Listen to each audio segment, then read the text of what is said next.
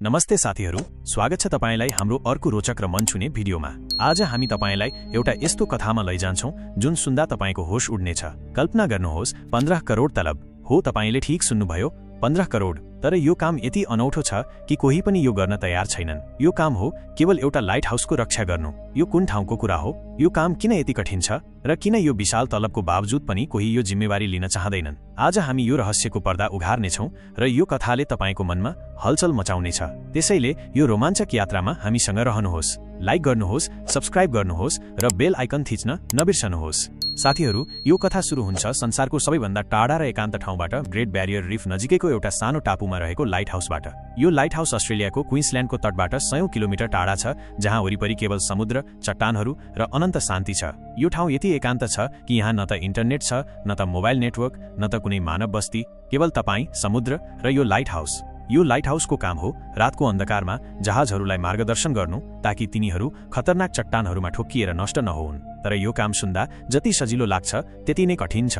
यहाँ बस्ने व्यक्तिले एक्लै सबै कुरा सम्हाल्नुपर्छ। लाइट हाउसको मर्मत, बत्तीको व्यवस्थापन र मौसमको कठोर परिस्थितिसँग जुझ्नुपर्छ। यहाँको मौसम यति अप्रत्याशित छ कि कहिले तुफान आउँछ, कहिले लामो समयसम्म घाम लाग्दैन।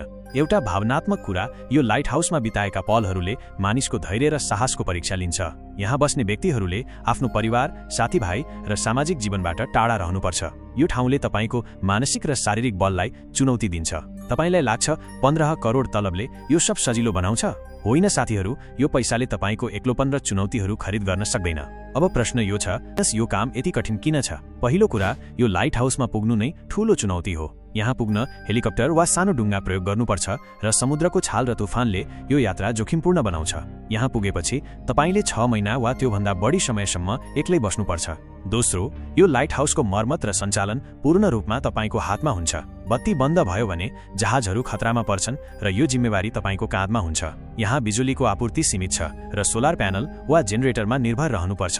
यदि कुनै उपकरण बिग्रियो भने तपाईले आफै मर्मत गर्नुपर्छ, किनभने यहाँ इन्जिनियर आउन सक्दैन। एउटा रमाइलो तर भावनात्मक कुरा, यो लाइट हाउसमा बस्ने मानिसहरूले आफ्नो समय बिताउन किताब पढ्छन्, समुद्रको किनारमा हिँड्छन् वा ताराहरू हेर्छन्। तर लामो समयसम्म एक्लोपनले मानसिक स्वास्थ्यमा असर पार्छ। धेरैले यो काम -2 महिना पनि टिक्न सकेनन्, किनभने यो ठाउँले तपाईको धैर्य र मानसिक बललाई चकनाचुर पारिदिन्छ।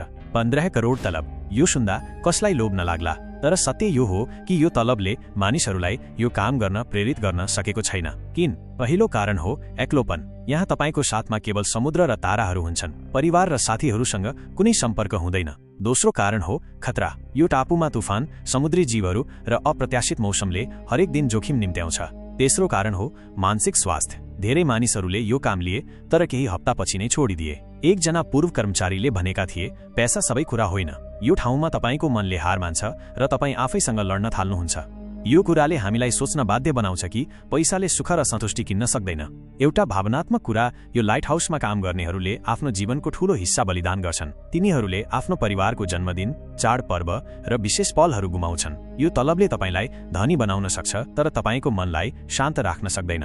यो लाइट हाउस सन् 19वीं शताब्दीमा बनाइएको थियो, जब जहाजहरूले ग्रेट ब्यारियर रिफमा बारम्बार दुर्घटना भोगे। त्यति बेला लाइट हाउस रक्षकहरू साहसी व्यक्तिहरू थिए जसले आफ्नो जीवन समुद्रको किनारमा बिताए। तर आज प्रविधिको विकाससँगै धेरै लाइट हाउसहरू स्वचालित भएका छन्। यो लाइट हाउस पनि आंशिक रूपमा स्वचालित छ, तर मानव रक्षकको आवश्यकता अझै छ, किनभने यहाँको कठोर वातावरणले मेसिनलाई मात्र भरोसा गर्न सक्दैन। यो कामको लागि अस्ट्रेलियाको सरकारले हरेक वर्ष कर्मचारी खोज्छ, तर आवेदनहरू निकै कम आउँछन्। सन् 2023 मा यो कामको लागि केवल 5 जना मानिसले आवेदन दिए र तीमध्ये कसैले पनि यो जिम्मेवारी पूरा गर्न सकेनन्। यो कथाले हामीलाई सिकाउँछ कि पैसा मात्र जीवनको सबै कुरा होइन।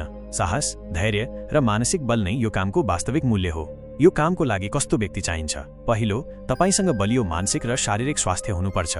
दोस्रो, तपाईले इन्जिनियरिङ र मर्मतको आधारभूत ज्ञान राख्नुपर्छ। तेस्रो, तपाईले एक्लोपनलाई स्वीकार गर्न सक्नुपर्छ। यो काममा तपाईको साथी केवल तपाईको आफ्नै विचार र समुद्रको आवाज हुन्छ। एउटा रोचक कुरा, यो कामको लागि प्रशिक्षण पनि दिइन्छ, तर प्रशिक्षणको समयमा नै धेरैले यो काम असम्भव भएको महसुस गर्छन्। एकजना प्रशिक्षार्थीले भनेका थिए, मलाई लाग्यो कि म यो गर्न सक्छु, तर जब म टापुमा पुगेँ मैले महसुस गरेँ कि यो मेरो लागि होइन। यो कथाले हामीलाई सिकाउँछ कि हरेक काम पैसाको लागि मात्र हुँदैन, तपाईको मन र आत्माले पनि त्यसलाई स्वीकार गर्नुपर्छ।